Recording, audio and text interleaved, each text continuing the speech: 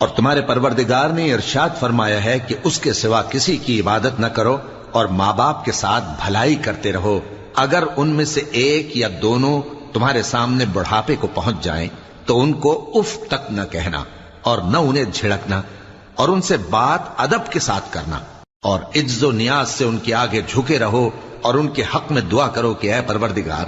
جیسا انہوں نے مجھے بچپن میں شفقت سے پرورش کیا ہے تو بھی ان کے حال پر رحمت فرما، جو کچھ تمہارے دلوں میں ہے تمہارا پروردگار اس سے بخوبی واقف ہے،